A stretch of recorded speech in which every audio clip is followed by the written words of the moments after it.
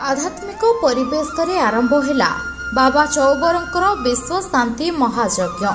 कुनी कुनी पिला माने घंट बजाई नाच कूद करी ठाकुर ठाकुराणी मानकु नेइछन्ते यज्ञस्थल को।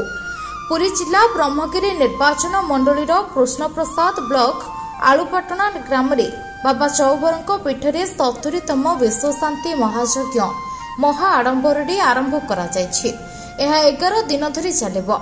प्रथम दिन में आलुपाटना ग्रामवासी भागवत बेयात माँ जागेश्वरी रघुनाथ देव कालीजाई ग्राम देवती उग्रतारा महावीर देव और यज्ञेश्वर देव को विराट पटुआर झांझ कीर्तन मृदंगर ताले ताले नृत्य करी बाबा चौबरंक पीठ यज्ञस्थल को नहीं।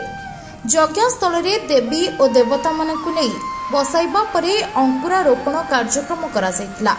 ए विश्व शांति महायज्ञ 11 दिन धरी चलिबो।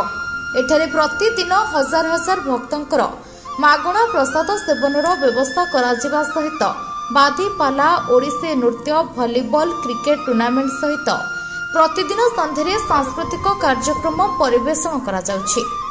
किंतु आश्चर्यर कथा एही आलुपाटना ग्राम रे छोट छोट पिला मानक ठारू आरंभ करी युवक युवती महिला पुरुष एपरिक वृद्ध वृद्धांक पर्यंत समस्ते निज निजर दांड दुआरे कलश बसाइबा सहित झोटी पकाई घंटा घंटा बजाई नाच गीतरे मजी रहुछन्ते।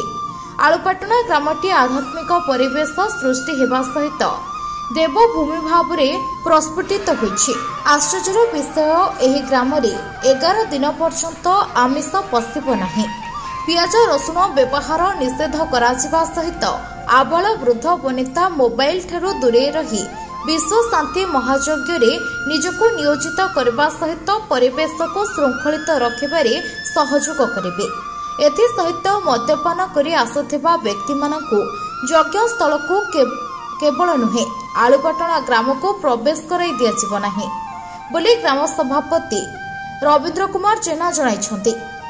11 दिन कार्यक्रम को सभापति रविंद्र कुमार जेना अध्यक्षतार दीपक कुमार जेना संग्राम केसरी जेना युवराज सामंतरा रविंद्रनाथ जेना सुरेंद्र कुमार जेना पूर्णचंद्र जेना शिशिर बेहरा और सुनोज जेना सहित अनुष्ठान समस्त सभ्य सभा और आलुपाटना ग्रामवासी वृंद परिचालन करिबारे पूर्ण सहयोग करिसेंति।